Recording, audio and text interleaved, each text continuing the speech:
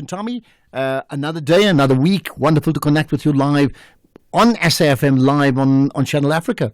Oh, it certainly is an absolute pleasure, and what an opportunity, Ashraf, to be able to delve into the specifics of the G20 and really dissect them. It is indeed a very big year for South Africa, a big year for the African continent. No question about that. So let's pick up on this, right? The African Development Bank says over 640 million, in the continent, people that is, have no access to energy.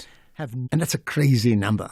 And that the electricity access rate for African countries is just over 40%. So 4 out of 10 on the continent have access to electricity. And that is the lowest in the world. Now, the bank says access to energy is crucial for reducing the cost of doing business and for unlocking economic potential, that is, as well as creating jobs. And I'm sure you have much to say about that too, Thami. No, certainly. I mean, just a couple of days ago, we were talking about the World Bank Board reversing its decision on banning nuclear developments. And they now want to reinstate these and allowing these to be reinstated because they say they're going to really help the African continent develop its energy infrastructure. But that also a very controversial debate. But back to the topic of the day, we are going to be talking in just a moment with the director of the African Energy Leadership Center at the University of the Witwatersrand, Professor David Phaho. A very good afternoon to you, Prof. Thank you very much for your time. Now, you, Prof, have observed that the South African region seems to have regressed when it comes to the power supply, as it used to have one of the most developed power pools in Africa in the 1990s. Professor Phaho is with us this afternoon to unpack how the G20 economies can assist the regions on the African continent to share electricity through power pools. Prof, good to have you with us. Perhaps let's start with the basics here. Perhaps let's start with the ABCs here. When we talk about power pools, what exactly are we making reference to? What exactly are we making reference to? Thank you so much, and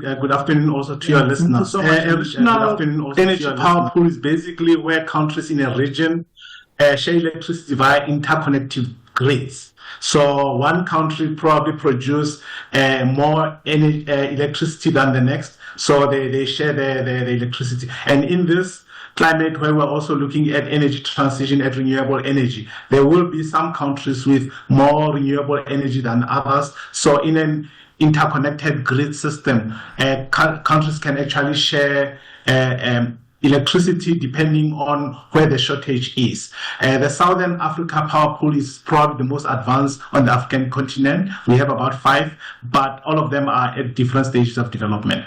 And my apologies, Ashraf. I just want to pick up on the back of that.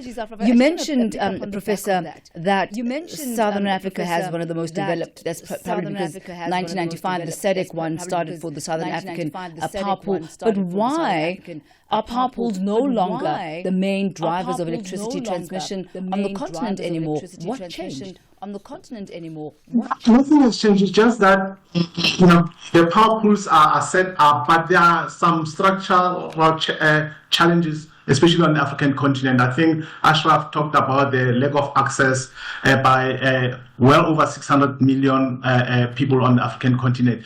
The lack of infrastructure for generation, transmission, and distribution, especially in rural areas, and also lack of investments, especially in the global south. So you find that investment is focused more on the global north in terms of infrastructure and other developments. I think that has been a challenge. The other challenge is that we have not kept pace in terms of technology and also capacity and skills development to ensure that these power pools actually serve the needs of the continent. I mean, if I can come in, I certainly think about, when you say power pools, I think of these car pools or lift club pooling, and that sort of gets a good understanding of how people just share, right? But in this case here, considering the power pools will be, cross-territorial, your thoughts, therefore, in terms of, on this continent, which power pools can be rehabilitated, either rehabilitated or effectively already under construction? And perhaps if you can share with us just how do you expect from a South African 2025 presidency of the G20 they can use their leverage to push that so it can manifest in a most effective way? That's a very important question. Like I said, all the 5 power pools are in different stages of development. Even the more advanced one, like the Southern Africa power pool, there's still some challenges. But be that as it may, I think the G20 presidency, as you can look in terms of its mandate, is to drive one of the biggest priorities is energy access, security of supply and other things. So the biggest drive, obviously, is to leverage the G20 to invest more, to drive the multilateral banks like IMF and also the regional banks to invest more in infrastructure on the African continent based on where the status of all the regional power pools are. As you can imagine, Ashraf, you've highlighted the energy, electricity access, that differentiation. In North Africa, electricity access is hovering between 90 to 100%. But on the, when you go to sub-Saharan Africa, it's much lower. So there's a need for us to have a more concerted effort driven by the G20, and the South African presidency will probably build on what has been achieved with the other presidencies to ensure that we prioritized electricity, low carbon electricity access across the country. Across the continent. One of the key issues that we can focus on is that regionally, Africa has abundance of renewable energy sources.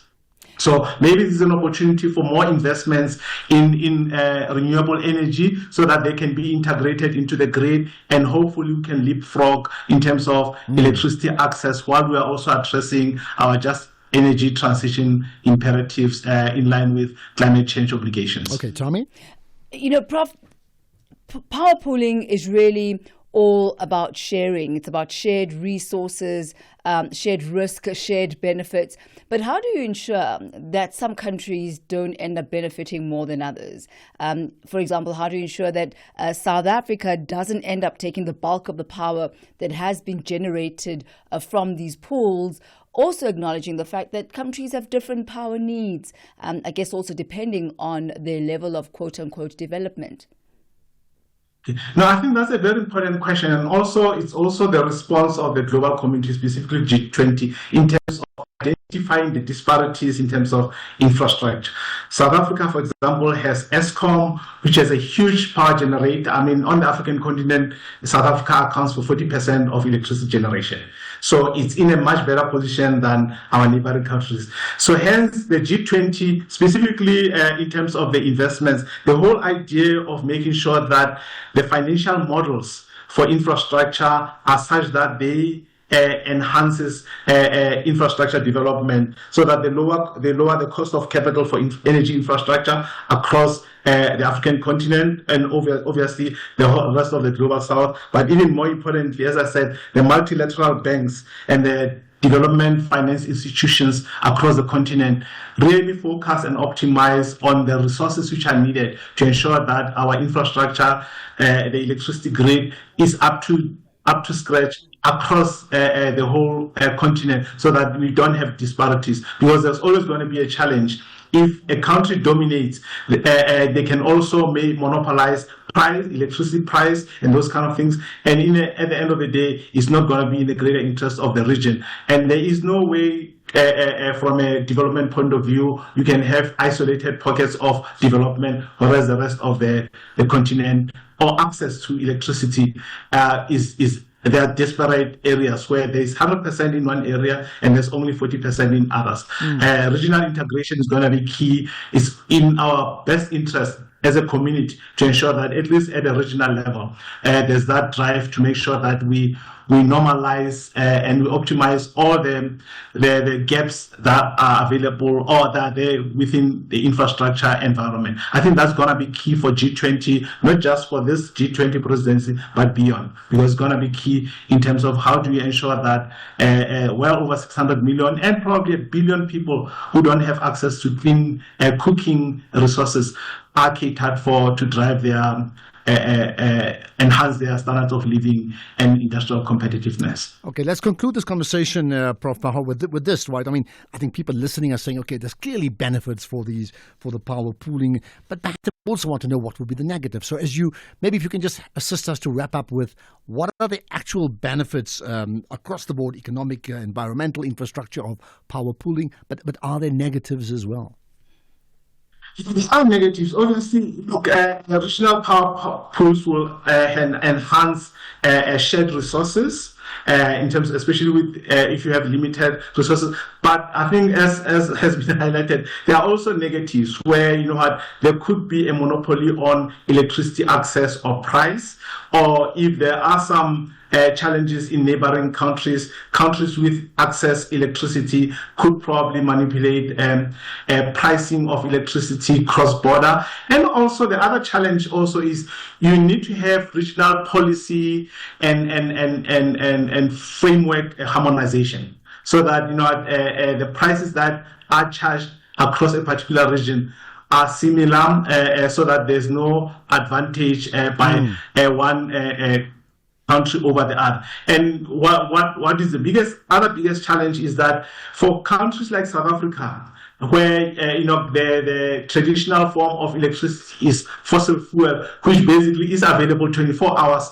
a day, as compared to maybe another country where the electricity is generated from renewables, which is intermediate. You have a situation where the one who can deliver energy or electricity 24 hours has an advantage, because the other people, because the sun is no longer shining, they cannot deliver on it. So there's also those discrepancies and anomalies that we have to deal with. So there's always going to be a challenge. So that's why policy harmonization and also political will from across the region is going to be quite critical to ensure that we are in this together. Electricity access should be the same from Malawi to South Africa, to Lesotho, maybe that's a good way to end about electricity access. Same South Africa, Malawi. Lots of number crunching, and I think lots of negotiations about who gets a seat at the table. Prof. David Phaho, much appreciate your time. The director of the African Energy Leadership Center at the University of Witwatersrand. Thami, once again, wonderful collaboration. We're going to do it again next week. Certainly, looking forward to that. And just as a final parting shot, I'm just thinking here, Ashraf, this interdependence that will then culminate from these power pools. It really means regions now have vested interest to ensure that there is domestic and regional stability and security, because we are going to be even more intrinsically linked. When one coughs, the entire region will end up catching the flu. So maybe that's also a plus and a minus when we look at that. Thank you once again, Ashraf Garda, there on SAFM, the National Pulse. And thank you once again to Professor David Phaho. With the ever-changing G20